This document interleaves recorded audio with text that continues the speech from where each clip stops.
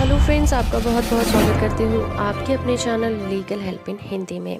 दोस्तों, आज के इस वीडियो में हम जानेंगे वाइकेरियस लाइबिलिटी यानी कि प्रतिनिहित दायित्व क्या होता है, आईपीसी में इसका क्या रोल है, जानेंगे इसकी थ्योरी के बारे में।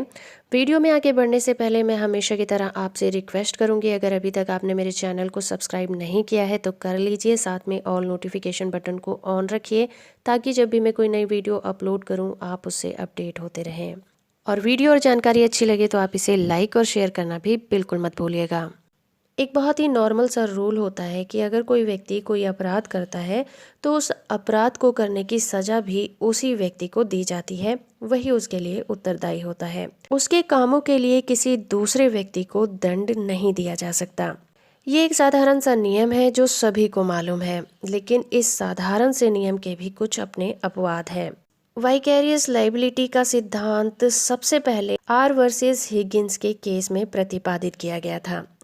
इस केस में फ्लीट स्ट्रीट के प्रधान और डिप्टी वार्डन हगिंस और बर्निस पर यह आरोप लगाया गया था कि दोनों ने एक कैदी को जेल के एक गंदे से कमरे में बंद करके मार डाला था।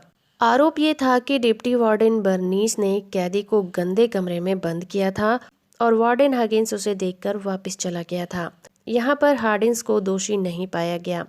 कोर्ट ने अपना निर्णय सुनाया और कहा कि हार्डिंस वार्डन था, फिर भी उसके अंतर्गत आने वाले डिप्टी वार्डन भी या फिर वार्डन की हैसियत से वो डिप्टी वार्डन के अधिकार के तहत किए गए कामों के लिए दोषी नहीं था, क्योंकि वो एक बड़ा अधिकारी था। उसी के रूप में उसके अंतर्गत आने वाले अधिकारी के लिए उत्तरदायी होगा, पर यह दायित्व व्यवहारिक होगा, ना कि आपराधिक होगा। आपराधिक रूप से केवल वो व्यक्ति दंडनीय होगा जो उस काम को करता है।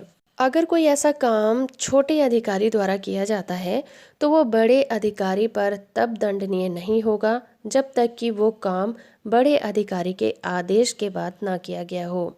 उस काम को करने में बड़े अधिकारी का आदेश शामिल होना चाहिए। कॉमन लॉ का ये सिद्धांत कहता है कि कोई भी व्यक्ति किसी दूसरे व्यक्ति के द्वारा किए गए अपराध के लिए वाइकेरियस लाइबिलिटी के अंतर्गत नहीं होगा अगर उसने अपराध करने के लिए पहले से कोई अनुमति ना दे रखी हो या फिर उसकी सहमति ना शामिल हो। कॉमन लॉ का ये नियम है कि कोई भी व्यक्ति दूसरे के लिए किए गए कामों के लिए उत्तरदायी नहीं होता जब तक कि उसने उस काम को करने के लिए कोई आदेश या फिर कोई सहमति ना दी हो।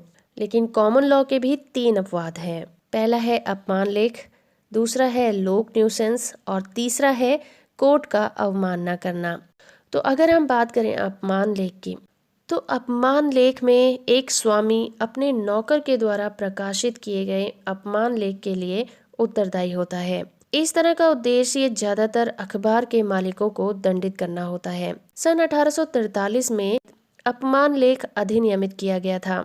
इस अधिनियम की धारा 7 ये प्रतिपादित करती है कि मालिक अपने बचाव में अज्ञात या उपेक्षा का सहारा नहीं ले सकता। दूसरे शब्दों में हम ये कह सकते हैं कि कोई भी तर्क प्रस्तुत नहीं कर सकता कि उसे इस बात के बारे में जानकारी नहीं थी और यह लेख छप गया।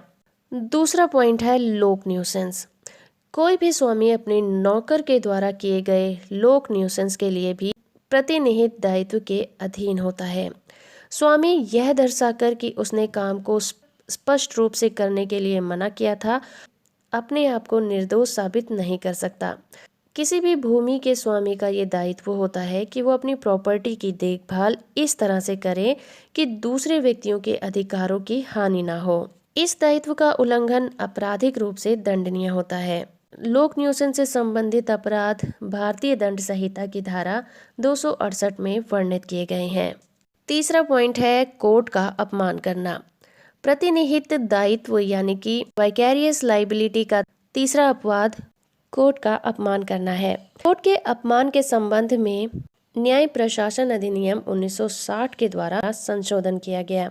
इस अधिनियम की धारा 11 के अंतर्गत अभियुक्त ये तर्क प्रस्तुत कर सकता है कि उसे ना तो इस बात का पता था और ना ही इस बात का संदेह था कि उसे इस बात की जानकारी नहीं थी कि जो भी कार्यवाहियां प्रकाशित की गई हैं कोर्ट के सामने विचाराधीन होंगे।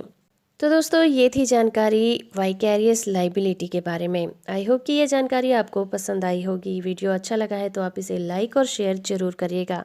चैनल को सब्सक्राइब कर लीजिए। मैं मिलूंगी आपसे ऐसी ही नई जानकारी के साथ अपनी अगली वीडियो में। वीडियो से आखिर तक जुड़े रहने के लिए आपका बहुत बहुत धन्यवाद।